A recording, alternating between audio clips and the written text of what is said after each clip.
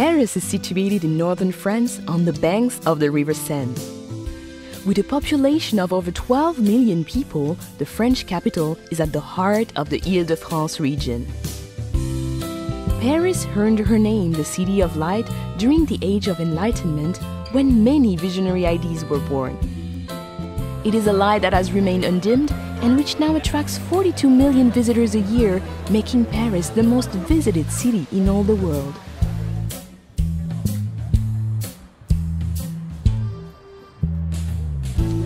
Paris is a city easily explored by metro, taxi and bicycle. But her charms are best found on foot. Her attractions are never far apart, and in between, well, merely walking her streets is to wander through picture postcards.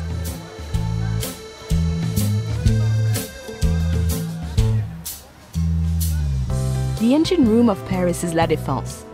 This modern business district, filled with light and art, is testimony that Paris is designed for living, even when at work. From the futuristic Grand Arche at La Défense, the 6-mile-long historic axis of Paris leads us back into France's grand past.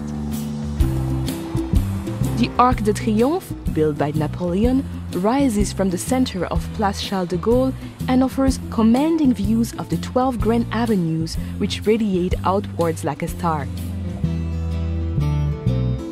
From the Arc de Triomphe, the Champs-Élysées continues along the historic axis. This grand avenue is where Parisians come to dine, shop, enjoy the theater, and to celebrate life. Gradually opening into formal gardens and majestic buildings, the Champs-Élysées merges into the largest square in Paris, the Place de la Concorde. Just a short stroll away is the world's greatest treasure house of art, the Musée du Louvre. Once a 14th century palace, today the Louvre is the most visited art gallery in the world. With over 35,000 artworks, her most famous residents are the Mona Lisa and the Venus de Milo. But be warned, this collection of priceless artworks and antiquities is simply too vast to explore in just one day. Not far from the Musée du Louvre stands the Centre Pompidou, displaying the largest collection of modern art in Europe. Parisians are still debating whether this radical design is the vision of a madman or a genius.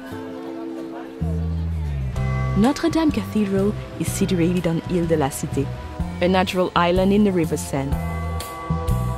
Completed in 1345, this Gothic masterpiece, with her flying buttresses and gargoyles, has played center stage to some of the defining moments of French history and literature.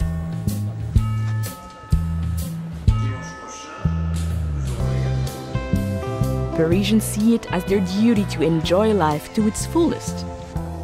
The Luxembourg Gardens, with its Grand Bassin, fruit groves, and over 100 statues and fountains, is the ideal place to grab a deck chair and play the Parisian at rest. Nothing says Paris like the Eiffel Tower. The Iron Lady can be seen from all over the city. However, nothing can prepare you for the moment when you first stand at her feet, or the views from the top that you will hold dear for a lifetime.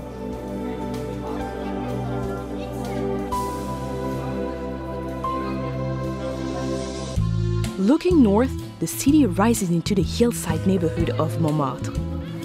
Once the artistic center of Paris, her twisting streets and narrow lanes were at one time the home of Picasso, Dali, and Van Gogh. They are the perfect place to lose yourself and discover those special Parisian moments. But you can never be lost for long in Montmartre. As long as you head upwards, you'll eventually come to a gleaming white crown, Sacré-Cœur Basilica.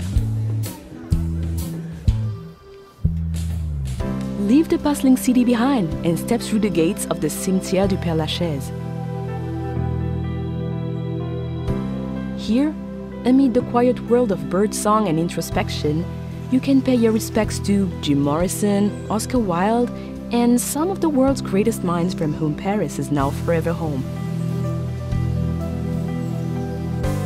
Once a day's coach journey from central Paris, the Palace of Versailles is now an easy half-hour train ride away. This magnificent 17th century chateau welcomes everyone, from heads of state to backpackers.